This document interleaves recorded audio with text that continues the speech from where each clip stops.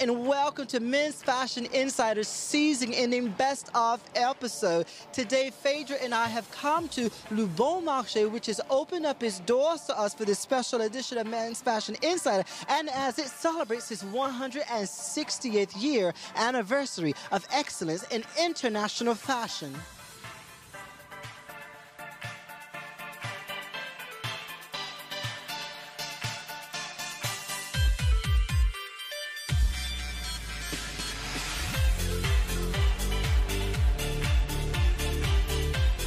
We begin our countdown with Burberry's, which enters our ranking this season at number 10 under the artistic direction of Mr. Christopher Bailey.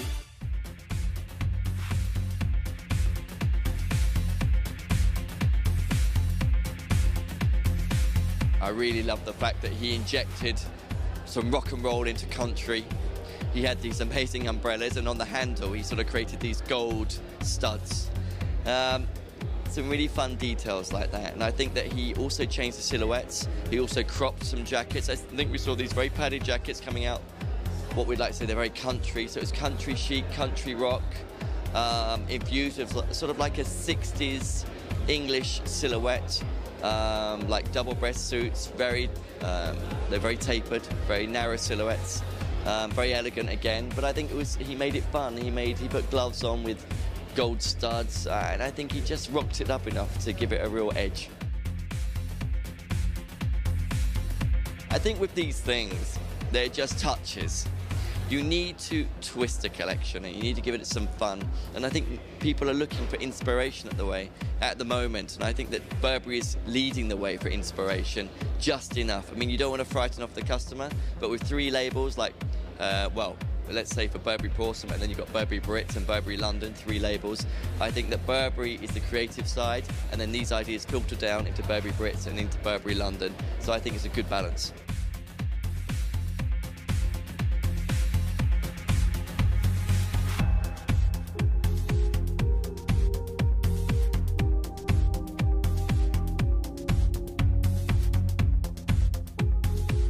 That was Burberry coming in at number 10, and now we head off to Fendi, which enters our ranking in the number 9 position.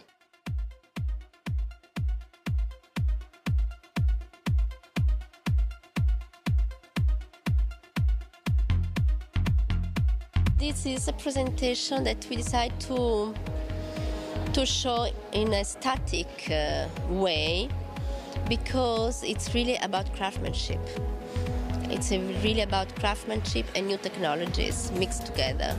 And so I think it's interesting to have the possibilities to go and see things from very close and to touch and see how the things are made, because it's a lot about detailings and about, I would say, dualism or metamorphosis, like, for instance, a fabric that becomes something different, and the fusion of 2 fabrics together. This new technology permits to transplant a fabric and a material into another without using any kind of sewing. So it's a lot of work, and that needs to be seen very close. I think that for a house like Fendi that has all this history behind, it's interesting to use new technologies, and so also this technical presentation with these Milan movies that are almost a new kind of a new version of Milano at night, with lights that could be like metropolitan, urban surroundings with the old craftsmanship. It's interesting. For years, British designer John Richmond has been setting the runways of Milan on fire. He enters our countdown in the 8th ranking position this season.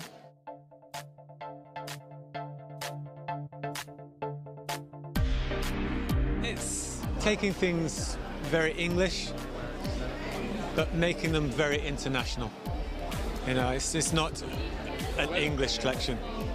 Its references are, you know, fabrics, classic English gent fabrics.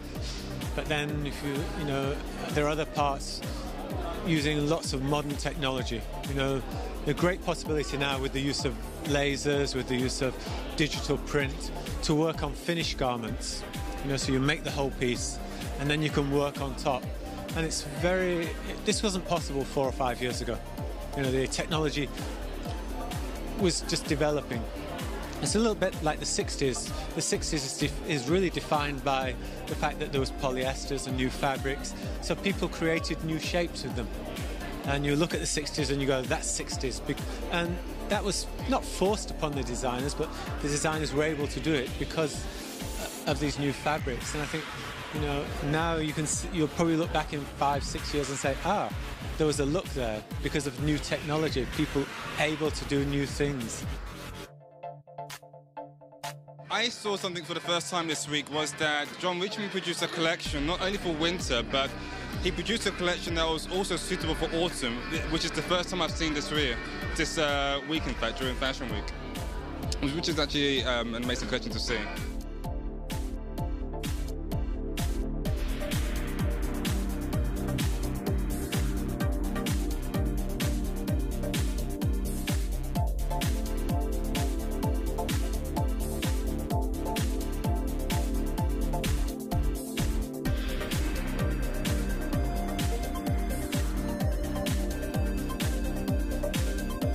That was the very sexy collection by John Richmond, coming in at number 8 on our list. Now we turn our attentions to Frankie Morello, which enters our list for the first time at number 7.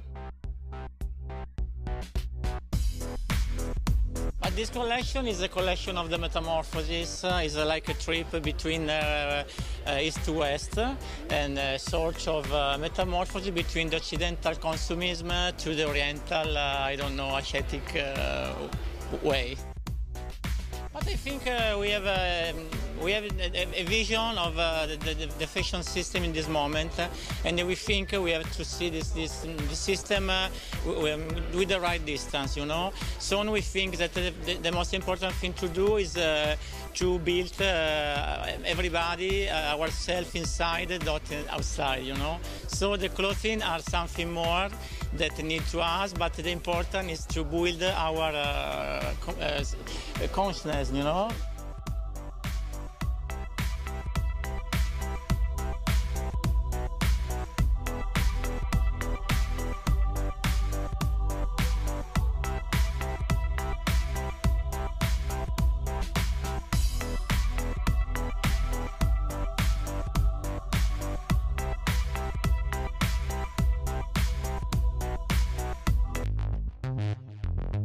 We're back and we are moments away from revealing the name of the #1 ranked men's fashion collection for the season.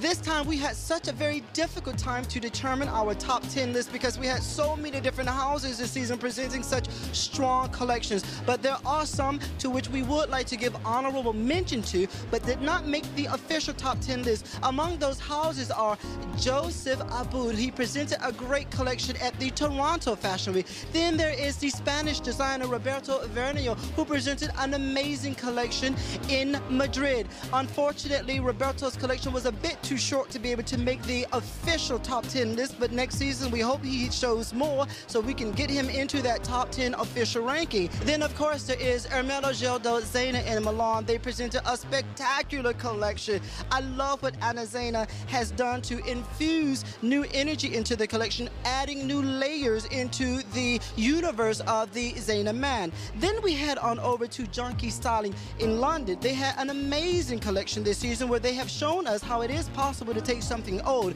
and turn it into something new and spectacular. Then we have Woo Young-mi, the Korean-born designer who literally comes to Paris and sweeps us away every season with a great, spectacular collection that is so innovative. And of course, we have Canali under the artistic direction of Elisabetta Canali. They have also done a lot of work over the past seasons to take the Canali man and make him into more than a man who's all about suits. They have given him a real, true identity that is easily identifiable in the street and in his daily life of luxury.